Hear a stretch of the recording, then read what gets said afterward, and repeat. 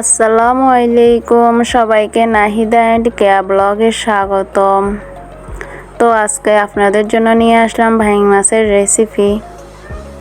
তো ভিডিওটি যদি ভালো লাগে অবশ্যই আমার ইউটিউব চ্যানেলটি সাবস্ক্রাইব করে নেবেন। প্রথমে আমি ফ্রিজ থেকে ভাইং মাছগুলো নামিয়ে পরিষ্কার করে নিলাম, কেটে এক পাশ করে ধুয়ে রেখে দিলাম। তো এখন রান্নার প্রসেসিংয়ে চলে যাব। তো এখানে পেঁয়াজ কষিয়ে নিচ্ছি, দিয়ে দিলাম রসুন বাটা,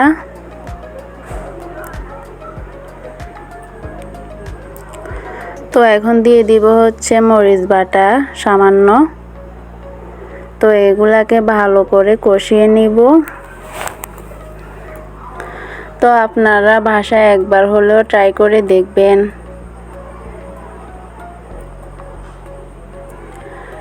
তো ভিডিওটি যদি ভালো লাগে অবশ্যই আমাকে কমেন্ট করে জানাবেন।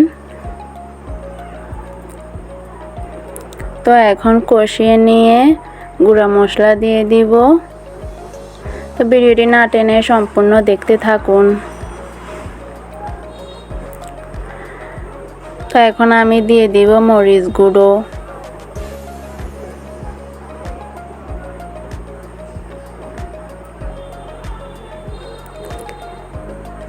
দিয়ে দিব এখন হলুদ গুঁড়ো,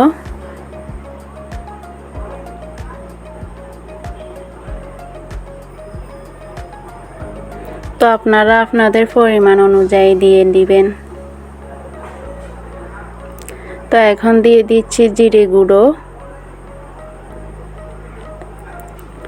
তো এগুলাকে ভালো করে কষিয়ে নিব কিছুক্ষণ সময় নিয়ে। তো সাথে আপনারা টমেটোও দিতে পারেন, আমি টমেটোটা ইগনোর করলাম।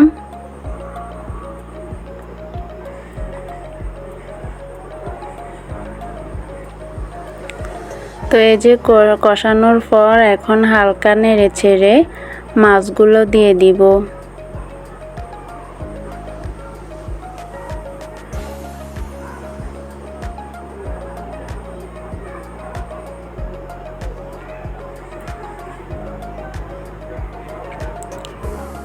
তো এখন মাছগুলো কষিয়ে নিব কিছুক্ষণ সময় নিয়ে।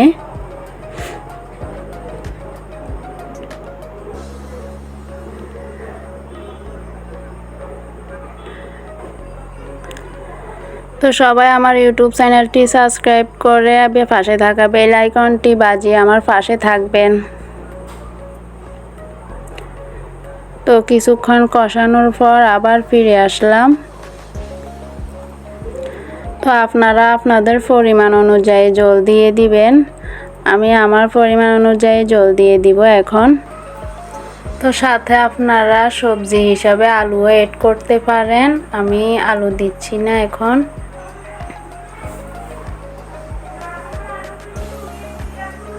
তো এই যে আমি বেশি করে সময় নিয়ে এগুলা কষিয়ে নিলাম, এখন জল দিয়ে দিব।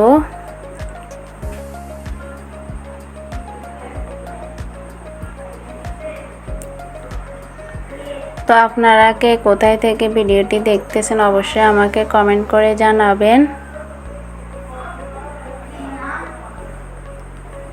তো এই যে আমার রান্না শেষ এখন। তো আপনারা ফ্লেভারের জন্য ধনিয়া পাতা দিতে পারেন, আমি ধনিয়া পাতাটাও ইগনোর করলাম। তো যার যার পছন্দ অনুযায়ী। তো হয়ে গেল ভাইং মাছ রান্নার রেসিপি। তো আজকের মতো এখানে বিদায় নিচ্ছি। Thank you for watching this. Allah হাফেজ, আসসালামু আলাইকুম।